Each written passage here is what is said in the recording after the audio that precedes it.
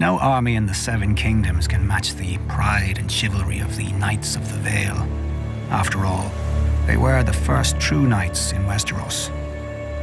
The Knights of the Vale were originally the Knights of Andalos, an eastern nation whose people invaded Westeros thousands of years ago. From the sea, the Vale seemed to the Andals an ideal new home, a wide, fertile valley isolated from the rest of Westeros and its kingdoms by a great mountain range. The first men who held it, moreover, were sparse and divided, and waded into battle with bronze axes and armor that couldn't match Andal horses and steel. But what the first men lacked in weaponry, they made up for in ferocity.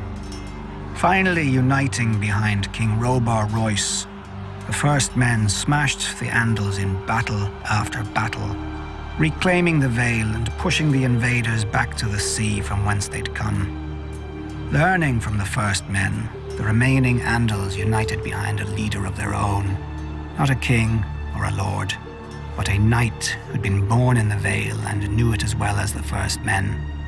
Sir Arthas Arryn, known as the Falcon Knight.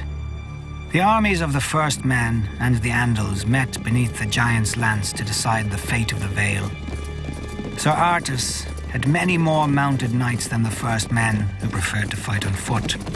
But the first men had seized the high ground, digging trenches in front of their ranks and lining them with sharpened stakes smeared with offal and excrement.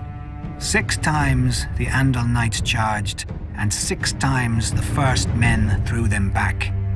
But on the 7th, a fearsome Andal warrior broke through the ranks of the first men, and the Andals rushed through the gap. If King Robar had been wiser, he would have retreated and saved his army for another day. Then again, if he'd been wise at all, he'd never have risked his army of foot soldiers against mounted knights in the first place. When King Robar saw the falcon helm of Sir Arthas across the field, he wagered that the Andals would break if they lost their leader, and rode hard for the Falcon Knight. The singers paint a pretty picture of the battle. The king in flashing bronze armor, the knight in silvered steel. But the duel lasted no longer than a verse of the songs, for King Robar had taken a Valyrian sword off a dead Andal lord, and it sheared through Sir Arthas' helm much like a bird's wing through the air. As the Falcon Knight tumbled to earth, King Robar thought he'd won his desperate gamble. Then he heard the trumpets behind him. When he turned, he saw 500 fresh Andal knights pouring down the Giant's Lance. And the man at its head was also the man at Robar's feet. For Sir Arthas, unique in that age, or indeed any age, esteemed cunning even more than martial strength, and had clad one of his knights in his spare suit of armor, leaving him to die at Robar's hand, while Sir Arthas took his best horsemen up a goat track he knew from childhood. The charge of the Andal knights broke the last great army of the first men, who would never again threaten the new Knights of the Vale. Some of the defeated would even join their ranks in the years to come, but many more fled to the mountains, choosing savagery over submission.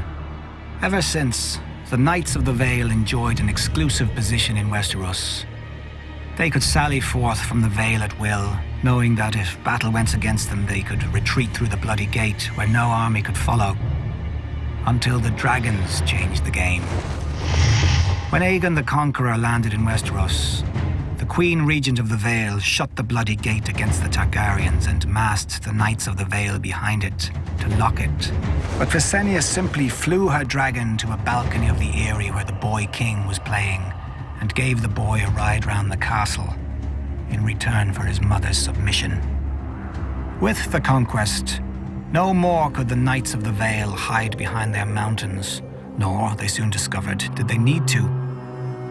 For thousands of years, the other kingdoms had warred and treated to balance each other's might, whilst the Vale kept to itself.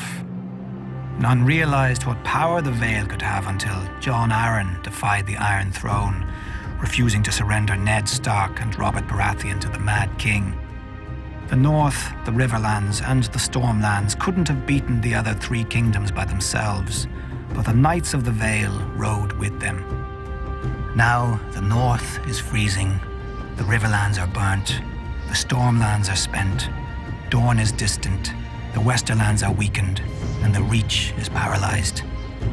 Of all the great armies in Westeros, only the Knights of the Vale have yet to suffer exhaustion or defeat. The Bloody Gate is opening again onto Westeros, and through it passes opportunity.